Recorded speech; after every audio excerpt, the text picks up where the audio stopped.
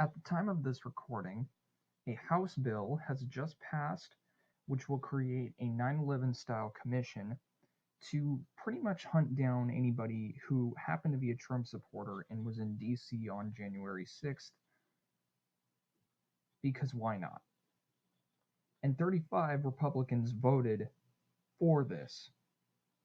I'll tell you what, anybody who lives in those states who have those 35 better get them out in 2022 if they're up for re-election.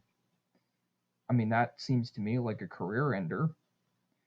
But the sad reality is that in today's day and age, it's not. And I think this is something that can segue perfectly into the topic of social isolation, which the left has been using tactfully in the past, but now is really ramping up with all of this media censorship. So, to illustrate my point, in the past about 6 hours, my main Discord account was just banned or disabled. I received this email. Hello. Discord is focused on maintaining a safe and secure environment for our community. We found your account to be in violation of our terms of service or community guidelines. As a result, we've disabled your account for the following reason. Your account sent threats to others, participated in targeted harassment, incited violence against individuals or communities, or was involved in a server dedicated to these behaviors. Sincerely, Discord Trust and Safety. The simple fact of the matter is that I was not, in fact, involved in any server that was doing that, nor did I issue any threats of such behavior. My only sin on Discord was that I was involved with people who were of a right-leaning opinion, which in today's day and age is enough to get your account banned, or disabled as they call it, which really just means banned. I know there's hackers on Instagram who recover accounts like this, but to be honest, I don't expect those accounts to stay active for very long afterwards. Discord will just ban them again. The fact of the matter is that when people like me have their main account banned for something they didn't commit, well, here's what the left doesn't understand, and China too. They're radicalizing people. I wasn't involved in this behavior before, but someone of a lesser character than me might say, well, you know what? Screw you, Discord. Now I'm going to find these groups and I'm going to get involved with them just so I can screw you over. I mean, really, what other path forward is there than this? Do nothing? Try and beg Discord to restore your account? That's not going to happen. The left uses this tactic of social isolation brilliantly. And by the way, I'm not the only person whose account got banned. I know of at least one other friend on a particular server who also got banned. His name is Maximus, or at least that's what he goes by on Discord and YouTube. So, why did they censor people online? Let's just start there. Because when you cut people off from their support, when you make them feel isolated, you have power over them, or at least that's what they think. My mom and I have been reading this book called Under Siege: No Finer Time to Be a Catholic by Austin Ruse. This author used to be a liberal on Capitol Hill, little to no faith at all, but he had a change of heart, and since then he has basically become a turncoat to the Democrat Party, to this whole globalist movement that's starting up, and he wrote this book. And I'm surprised that I could find it on Amazon, because about a month back you couldn't. In fact, you couldn't find it anywhere. My mom and I were lucky to pick up a copy directly from the publisher who was selling these things in person. Um, but basically, what he talks about in this book, amongst other things, is the fact that there is this new religion developing, and which deserves its entirely own video. But there's this new state religion that's developing. Throughout history, it's always been religion and politics, and religion has always found its way into politics. You can argue with me on that, but you're going to lose. It's just the fact of the matter. In the time before Christ, it was all Egyptian and Roman and Greek gods, which influenced politics. After Christ, in the Middle Ages, it was the church that influenced it, and afterwards it was the Protestant churches. And then in the French Revolution, it changed to, Vive la Resistance. Or wait, no, that's World War II.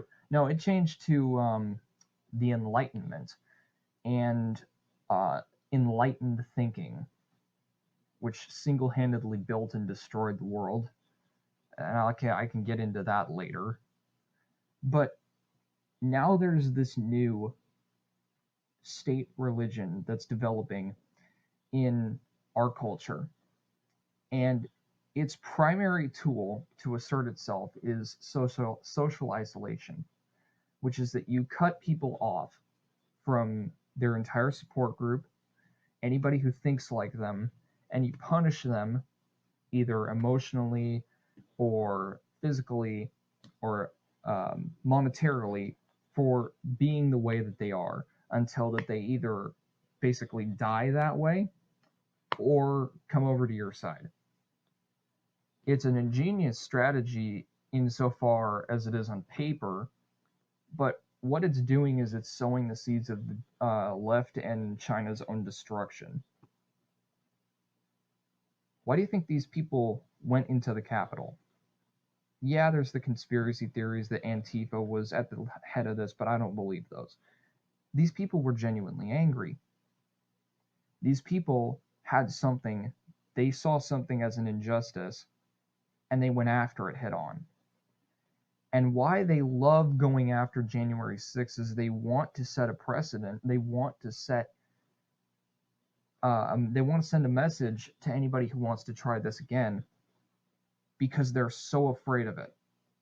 Because when people fight back in person, well, then you're fighting in person, and they see your face. You have eye contact.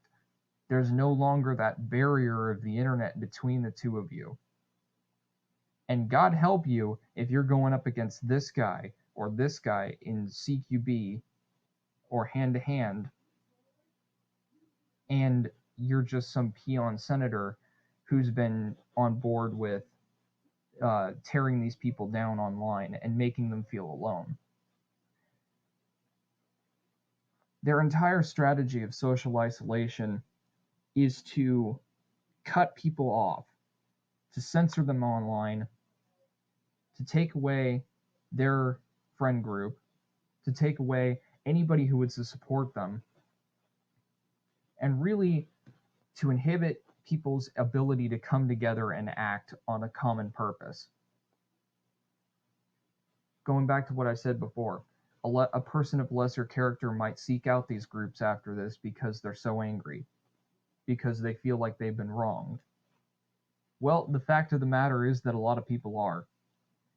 I see more and more on YouTube the calls for civil war, which I think we will probably get to either after or just before the 2022 elections, but that's another topic.